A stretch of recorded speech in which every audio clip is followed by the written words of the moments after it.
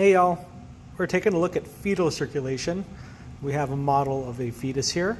You can see that its umbilical cord is connected to the placenta, which would be in the uterus of the mother. So let's take a look. In the placenta, you've got, you can't see here, but microscopically you would have something called chorionic villi. Chorionic villi are where there are capillaries from the mother that exchange nutrients and waste with the capillaries of the fetus. And those capillaries here in red were delivering oxygen-rich, nutrient-rich blood to the fetus. The red blood vessel here, the major red blood vessel here, is the umbilical vein. It's a vein because it's returning blood to the fetal heart. So the red one indicated here is the umbilical vein. There's one of them. The umbilical vein continues. It's shown here in black. It should be red. The paint's been scratched off. Umbilical vein continues and goes to the liver. From the liver, we can get circulation through the liver, but fetuses don't have a working liver really. So one adaptation that fetuses have is a bypass. We can go through the liver circulation, or we can bypass the liver. This bypass right here, this is the ductus venosus. It's a duct, and it's going to the major vein. This is the inferior vena cava. So here's the ductus venosus meeting up with the inferior vena cava to the right atrium. So we're bypassing liver circulation. As adults, so here's a model of an adult liver. Here's the anterior side. We're looking at the inferior aspect, anterior, inferior.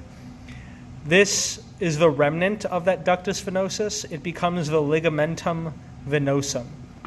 There would be something hanging off right here, a piece of stuff hanging off here, which used to be the umbilical vein. This piece here that's extending from that ligamentum venosum, this piece here is called the ligamentum teres, the round ligament of the liver. Ligamentum teres would be hanging off of the liver. If it's embedded within the liver, that's the ligamentum venosum. All right, so one detour here, we have a bypass of the liver.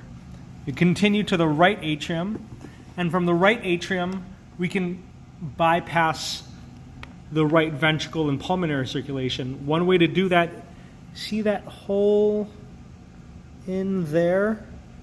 It comes out the other end to the left atrium. You can see the hole right there. That hole is the Foramen Ovale. Foramen Ovale. So we're bypassing the right ventricle and pulmonary trunk, pulmonary circulation, by going through the Foramen Ovale. In adults, that becomes the fossa ovalis.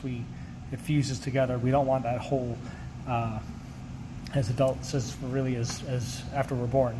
We're bypassing pulmonary circulation. We don't need our lungs. We don't need our lungs while we're fetuses. We're not breathing air, so might as well bypass it. That's one bypass. Another bypass, if you do get blood going to the right ventricle, to the pulmonary trunk, you can get some blood going to your lungs, but we have another bypass connecting from the pulmonary trunk to the aorta. This is the aorta. This connection is the Ductus Arteriosus. It's a duct, and it's going to the major artery, the aorta, Ductus Arteriosus. Once we're born, this fuses together, becomes the ligamentum arteriosum. So we can keep going through the aorta, down, down, down. The aorta is hiding right here in purple. You can see the celiac trunk right there, and then we can branch to the common iliac and towards the legs. So that circulation is all the same. But there is one major difference here, because we need to return blood back to the mother, to the chorionic villi, and exchange the waste for fresh blood. These blood vessels, both common iliacs, branch. And you can see here's one purple branch, here's another, and they're forming right here. This purple one here, this purple one here. This middle white one is a support, so you can ignore that. This purple one here, this purple one here. There are two umbilical arteries. It's an artery because it's going away from the fetal heart. It's umbilical because it goes into the umbilical cord. So umbilical arteries deliver not so fresh blood, blood full of waste and low oxygen, back to the mother to exchange, and the mother will take care of all that waste and then give new oxygen and nutrients. That is the fetal circulation in a nutshell. Please let me know if you have any questions. Thanks for watching.